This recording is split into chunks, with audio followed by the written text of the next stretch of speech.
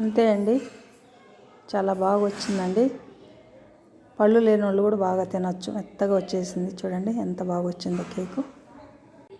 Hello అండి, ఈరోజు మన కిచెన్లో బ్రెడ్తో కేక్ చేయబోతున్నానండి. బ్రెడ్తో కేక్ ఏంటి అనుకుంటున్నారా?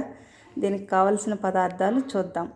2 ఎగ్స్ అండి, బెల్లం, తర్వాత నెయ్యి, ఒక ప్యాకెట్ బ్రెడ్, తగినన్ని పాలండి. మనం క్వాంటిటీని బట్టి, ఒకవేళ బ్రెడ్ ఎక్కువగా తీసుకున్నాం అనుకోండి, దానికి తగినన్ని పాలు తీసుకోవాలి. బెల్లం కూడా అంతే. ఇది ఒకే ప్యాకెట్ బ్రెడ్ కాబట్టి 2 గుడ్లు అయితే సరిపోతాయండి. ఓకే అండి, తయారు చేసే విధానం చూద్దాం. మొత్తం బ్రెడ్ అంతా ఈ విధంగా చుట్టూ అంచులు ఎడ్జెస్ అంతా కట్ చేసేసి మధ్యలో ఉండే బ్రెడ్ని ఈ విధంగా తీసుకొని మనం దాన్ని మళ్ళీ మిక్స్ చేసుకున్నాం. బ్రెడ్ చుట్టూ అంచులంతా కట్ చేసుకున్న తర్వాత ఈ బ్రెడ్ని బాగా మెత్తగా ఈ విధంగా పొడి పొడిగా, ఈ విధంగా పొడిలాగా అంతా మొత్తం బ్రెడ్ అంతా ఈ విధంగా పొడిలాగా చేసుకోవాలి. బ్రెడ్ అంతా ఈ విధంగా పౌడర్ లాగా మిక్స్ చేసుకున్నాం కదా. తర్వాత మనం బెల్లం పాకం పట్టుకున్నాం. బ్రెడ్ని పౌడర్ చేసి పక్కన ఉంచుకున్నాం కదా. ఇప్పుడు ఒక చిన్న పాత్ర పెట్టి, ఎక్కువ వాటర్ అవసరం లేదండి, బెల్లం ఆల్రెడీ కరిగిపోయే గుణం ఉంటుంది. ఊరిక కొద్దిగా ఒక 2 స్పూన్లు అయితే సరిపోతాయి వాటర్, ఎందుకంటే మనం తక్కువ క్వాంటిటీ చేస్తున్నాం కాబట్టి ఈ విధంగా కరిగించుకోవాలి. ఆల్రెడీ మామూలుగా బ్రెడ్లో తీపి ఉంటుంది కాబట్టి మనం ఎక్కువ తీపి వేయాల్సిన అవసరం లేదు. కేక్ అంతా కొంచెం మైల్డ్గా ఉంటేనే తీపి బాగుంటుందండి, మరీ ఎక్కువ అయితే బాగోదన్నమాట. ఇప్పుడు దీన్ని కరిగించుకున్నాం. మరి పాకం ఏమి రావాల్సిన పని లేదండి, కరిగించుకుంటే సరిపోతుంది, బెల్లం కరిగితే సరిపోతుంది. ఈ బెల్లాన్ని కరిగించి పక్కన ఉంచుకున్నాం కదా. ఇప్పుడు ఈ గుడ్లు 2 గుడ్లు కొట్టి ఇందులో పోసి ఒక బౌల్లో బాగా దాన్ని గిల్లకొట్టుకోవాలి. ఇప్పుడు ఈ బ్రెడ్ పౌడర్లో మనం కరిగించుకున్న బెల్లం పాకం పోసుకోవాలి. పోసుకొని అలాగే గుడ్డు కలిపి పెట్టుకున్నాం కదా, దాన్ని కూడా మిక్స్ చేసుకున్నాం.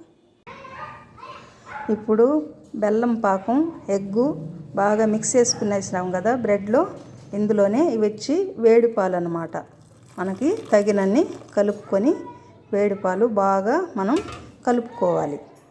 ఇప్పుడు మిల్క్, బెల్లం పాకం, తర్వాత ఎగ్గు అంతా ఈ విధంగా బాగా మిక్స్ చేసుకునేసాం కదా. చూడండి, ఈ కన్సిస్టెన్సీ ఉండాలన్నమాట. ఇప్పుడు నేను అవెన్లో చేయబోతున్నానండి కేకు. దీనికి వెన్న రాసుకోవాలి. ఈ పాత్రలో కాస్త బెల్లం పాకం ఉంటుంది కదండి, కొద్దిగా మిగిల్చుకోవాలి. దాన్ని మనం ఈ కింద ఈ విధంగా పరిచామంటే చూడడానికి కేకు అందంగా కనిపిస్తుంది అన్నమాట. న్యాచురల్గా మనం కలర్స్ ఏమి కలపడం లేదు కాబట్టి మన న్యాచురల్గానే ఇది చూడడానికి కాస్త మనకు అందంగా ఉంటుంది. ఇది హెల్దీ కూడా అండి, మనం చక్కెర ఏం వాడలేదు, బెల్లమే వేసాం కాబట్టి ఇది పిల్లలు కూడా చాలా ఇష్టంగా తింటారు. ఇంకా రాబోయేదంతా దసరా, దీపావళి ఇవంతా వస్తున్నాయి కదండి, పండుగలు, హాలిడేస్ ఇస్తారు పిల్లలకి. వాళ్ళు ఈ విధంగా మనం చేసి పెట్టామంటే కేకు చాలా ఇష్టంగా తింటారనమాట. అంతేనండి, ఈ కలిపి ఉంచుకున్న ఈ మిశ్రమాన్ని అంతా ఈ విధంగా మనం బాగా దీన్ని కాస్త ఇట్లా ట్యాప్ చేసామంటే ఏదైనా మనకు బుడగలు ఇలాంటివి ఉంటే బాగా అడ్జస్ట్ అయిపోతాయి. మనం దీన్ని తీసి అవెన్లో పెట్టేద్దాం. నేను వచ్చేసి 5 మినిట్స్ పెట్టానండి ఓవెన్లో. ఇది ఒక్కోటి ఒక్కోలా ఉంటుంది కాబట్టి దీంట్లో 5 మినిట్స్ అయితే సరిపోతుంది. మీరు ఒకవేళ ఓవెన్ లేకపోతే కూడా మన ఇడ్లీ పాత్రలో వాటర్ వేసి కూడా మనం ఆవిరి మీద కూడా ఉడికించుకోవచ్చు. అంతేనండి, వేడి వేడి కేక్ రెడీ అయిపోయింది.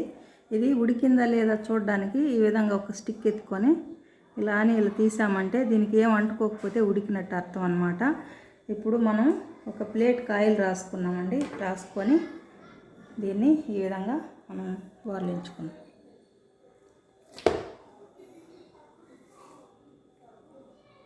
అంతేనండి, వేడి వేడి కేక్ రెడీ అయిపోయింది. చాలా కలర్ఫుల్గా వచ్చిందండి. మనం అది సిరప్ ఉండింది కదండి, బెల్లం సిరప్, అది వేసామన్నమాట, అందువల్ల ఈ కలర్ వచ్చింది. చాలా బాగా వచ్చిందండి. కాస్త చల్లారిన తర్వాత ఇంకా బాగా వస్తుందన్నమాట. ఇంతేనండి, చాలా ఈజీ. మనం ఇంట్లో ఎప్పుడైనా బ్రెడ్ తెచ్చుకున్నప్పుడు పిల్లలు పాడు కేక్ కావాలని అనుకున్నప్పుడు ఈ విధంగా తయారు చేసుకునేయచ్చు ఎవరైనా. చాలా హెల్దీ అండి, మనం షుగర్ కూడా ఏం వాడలేదు కదా. మీరు కూడా ఈ విధంగా ఒకసారి ట్రై చేయండి. ఈ కేక్ కనుక నచ్చితే లైక్ చేయండి, షేర్ చేయండి, నా ఛానల్ని సబ్స్క్రైబ్ చేసుకోండి. ఓకే అండి, థ్యాంక్ యూ ఫర్ వాచింగ్.